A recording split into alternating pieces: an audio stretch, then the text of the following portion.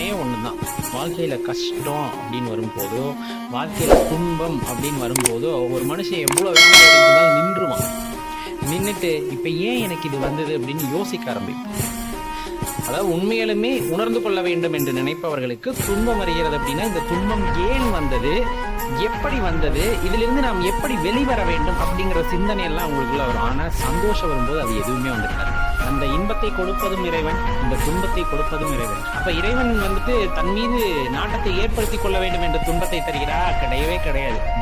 நீயே இறைவன் தாண்டா, அதை உணர்ந்துக்காம இப்படி இருக்கிறியே அப்படின்னு உனக்கு சொல்லணும் அப்படின்னா உனக்கு துன்பத்தை கொடுத்துதான் ஆகும்.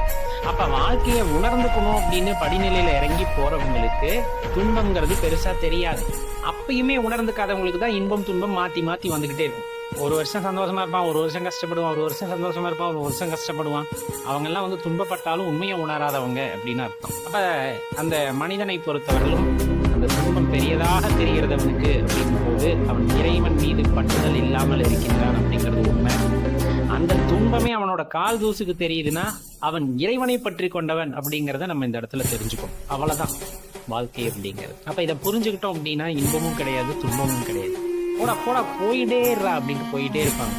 சொல்றது நல்லா தான் இருக்கும், வாழ்ந்து பார்க்கறது கஷ்டம் அப்படின்னு நினைக்கிறவங்களுக்கு நம்ம சொல்றது ஒண்ணுதான். எல்லாமே கஷ்டம்தான். சாப்பிட்றது கூட கஷ்டம்தான். அதை பாரமா நினைச்சா சாப்பிட்றது கூட கஷ்டம்தான், தூங்குறது கூட கஷ்டம்தான். அதுக்குன்னு தூங்காம இருந்துட முடியுமா? சாப்பிடாம இருந்துட முடியுமா? முடியாதுல்ல. அதே போலதான் வாழ்க்கை ரொம்ப விசித்திரமானது. வாழ வாழ நிறைய அனுபவங்களை உங்களுக்கு கொடுத்து கொண்டே இருக்கும். அப்படி வாழ்கின்ற வாழ்க்கையில் சுவாரஸ்யங்கள் நிறைய இருக்கும். அதே போல பார்த்தீங்கன்னா கொஞ்சம் கொஞ்சம் கரடுமுரடான பாதைகளும் இருக்கும். இரண்டையும் சமமாக நினைப்பவன் ஞானியாகி விடுகின்றான், உத்தமமானவனாகி விடுகின்றான். அப்படிப்பட்டவர்களாக நீங்களும் இருக்க வேண்டும்